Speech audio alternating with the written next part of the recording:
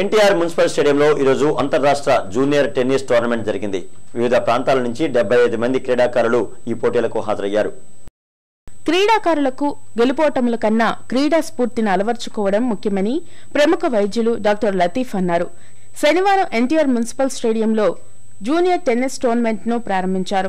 Stadium కార్యదర్శి శ్రీనివాసరావుతో కలిసి క్రీడాకారులను పరిచయం చేసుకున్నారు. ఈ సందర్భంగా లతీఫ్ మాట్లాడుతూ నేడు కల్పిస్తున్న క్రీడా వస్తువులను క్రీడాకారులు సద్వినియోగం చేసుకోవాలని, జాతీయ అంతర్జాతీయ స్థాయిలో రాణించాలన్నారు.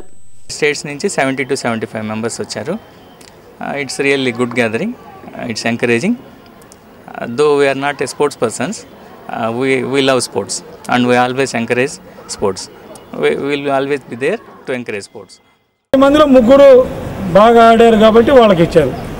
మిగిలిన వాళ్ళు కూడా ఈసారి ఇంకో టోర్నమెంట్ పెట్టినప్పుడు ఇంకా ప్రతిభ కనపరిచి బాగా ఆడి మళ్ళీ ప్రైజ్ కొట్టాలనేది ప్రధానమైనటువంటి ఉద్దేశం. ఇలానే ఒక యూనిటీకి the players are come from different parts of southern states, Tamil Nadu, Kerala and other parts of India. Sardar Vallabhbhai Patel 140వ జయంతి కార్యక్రమం అర్బన్ బీజేపీ కార్యాలయంలో జరిగింది. పార్టీ శ్రేణులు పటేల్ చిత్రపటానికి పూలమాలలు వేసి నివాళులర్పించారు. దేశ ఐక్యతకు సర్దార్ వల్లభాయ్ పటేల్ చిహ్నంగా నిలిచారని బీజేపీ సీనియర్ నేత జూప్పూడి రంగరాజు తెలిపారు. సర్దార్ వల్లభాయ్ పటేల్ జయంతి సందర్భంగా అరండల్పేటలోని కార్యాలయంలో ఘన నివాళులర్పించారు. ఈ సందర్భంగా ఆయన సేవలను కొనియాడారు. ఇది ఏకతా దినోత్సవం కింద జరుపుకుంటున్నటువంటిది.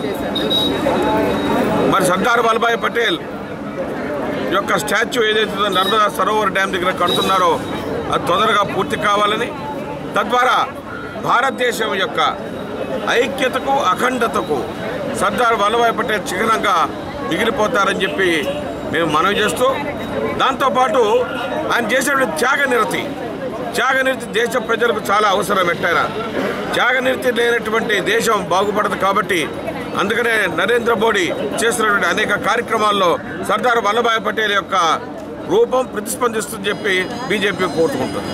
ఏఐటీయూసీ వ్యవస్థాపక దినోత్సవ వేడుకలు కార్పొరేషన్ వద్ద జరిగాయి. కార్మికుల సంక్షేమానికి ఏఐటీయూసీ రాజీలేని పోరాటం చేస్తుందని నేతలు తెలిపారు. పోరాడి సాధించుకున్న హక్కులను సైతం పాలకులు కాలరాస్తున్నారని ఏఐటీయూసీ ఆరోపించింది.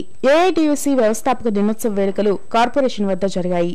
యూనియన్ నేత రాధాకృష్ణమూర్తి పతాకాన్ని ఆవిష్కరించారు. మున్సిపల్ కార్మికులకు ఇచ్చిన హామీలను వెంటనే అమలు చేయాలని ఏఐటీయూసీ నేత మాల్యాద్రి డిమాండ్ చేశారు.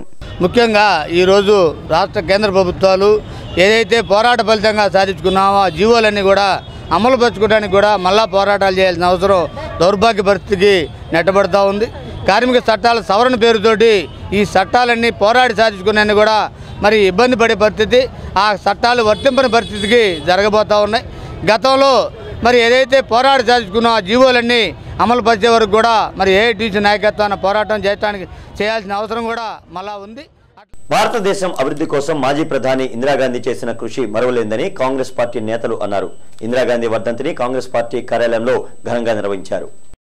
పేదల అభివృద్ధి కోసం మాజీ ప్రధాని ఇందిరాగాంధీ అనేక సంక్షేమ కార్యక్రమాలు చేపట్టారని డీసీసీ అధ్యక్షులు మక్కిన మల్లికార్జునరావు, మాజీ ఎమ్మెల్యే మస్తాన్ వలీ తెలిపారు. దేశ సమగ్రత కోసం ఇందిరాగాంధీ తన ప్రాణాలను సైతం అర్పించారని తెలిపారు. ఇందిరాగాంధీ వర్ధంతి సందర్భంగా ఆమె చిత్రపటానికి నాయకులు, కార్యకర్తలు పూలమాలలు వేసి ఘనంగా నివాళులర్పించారు. మరి ఆ మహాతల్లి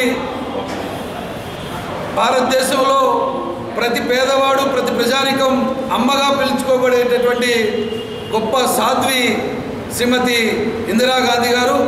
ఆ మహాతల్లి యొక్క ఆలోచన విధానం చూస్తూ ఉంటే ఇంకా 100 సంవత్సరాల పాటు కూడా ఆ మహాతల్లిని మాత్రమే అమ్మగా పిలుచుకునేటటువంటి గొప్ప పనులు చేసినటువంటి వీరవనిత శ్రీమతి ఇందిరాగాంధీ గారు. మరి దురదృష్టం, ఆవిడ ఏదైతే దేశం లౌకికవాదానికి బలమైనటువంటి పునాదిగా ఉండాలని, మరి ఈ భారతదేశం ఈరోజు ఇంత పటిష్టంగా ఉందంటే ఖచ్చితంగా నాకు ఇందిరాగాంధీ గారి పాలనని సందర్భంగా మనం చేస్తున్నాం.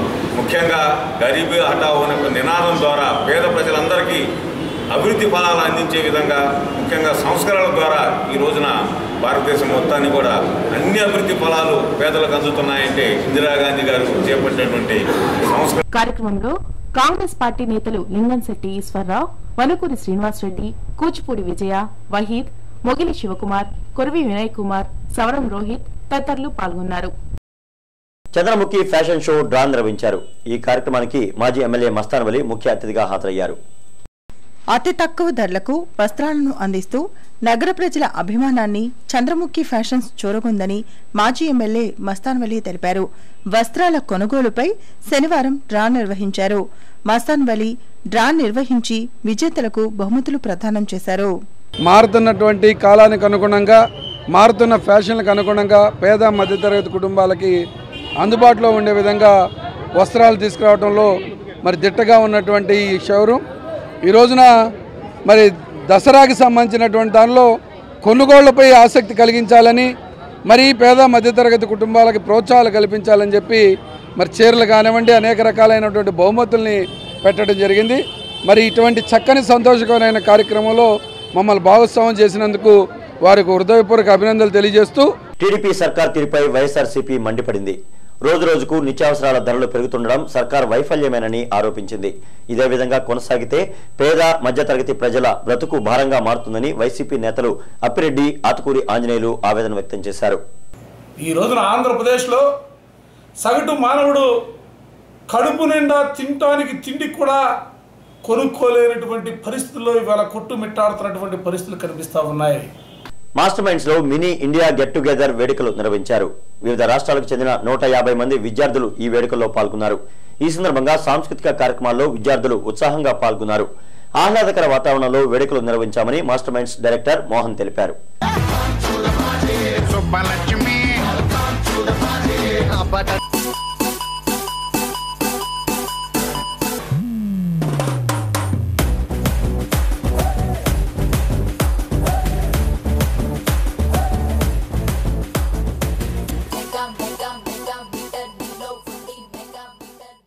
దీపావళి కనుకగా దేశ ప్రజలకు ప్రధాని Modi gold bond, gold coins పథకాలను ప్రవేశపెడుతున్నట్లు బీజేపీ నేత పార్థసారథి ప్రకటించారు.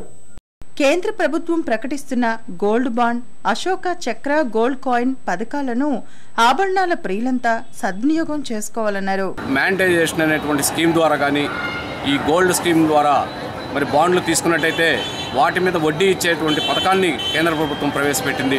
మరి కేంద్ర ప్రభుత్వంలో ఉన్నటువంటి మోడీ సర్కార్కి మేము ధన్యవాదాలు తెలియజేస్తున్నాం. ఉక్కు మనిషి సర్దార్ వల్లభాయ్ పటేల్ జయంతి కార్యక్రమం అర్బన్ ఎస్పీ కార్యాలయంలో నిర్వహించారు. ఏఎస్పీ భాస్కర్ రావు, డీఎస్పీలు, సీఐలు పటేల్ చిత్రపటానికి పూలమాలలు వేసి నివాళులర్పించారు. ఈ సందర్భంగా విధి నిర్వహణలో అవినీతికి తావు లేకుండా దేశ ఐక్యతకు పాటుపడాలని ప్రతినబూనారు.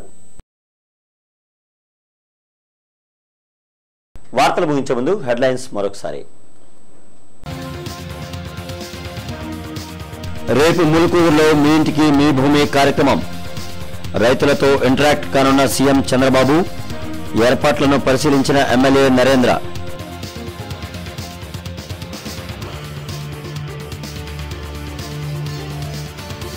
ఏసీబీకి చిక్కిన పంచాయతీరాజ్ ఉద్యోగి. 5,000 లంచం తీసుకుంటూ పట్టుబడ్డ సూర్యనారాయణ.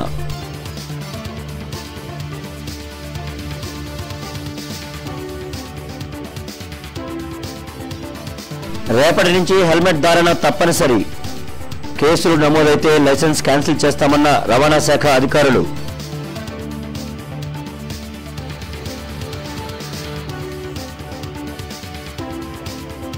యూనివర్సిటీ వీసీగా వెంకట్రావు నియామకం. సోమవారం బాధ్యతలు చేపట్టే అవకాశం.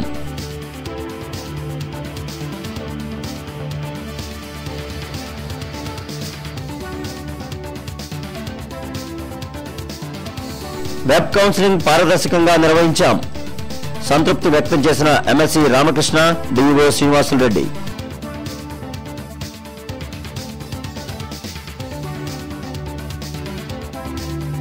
ఘనంగా సర్దార్ వల్లభాయ్ పటేల్ జయంతి వేడుకలు. నివాళులర్పించిన నేతలు, నగరంలో ర్యాలీలు.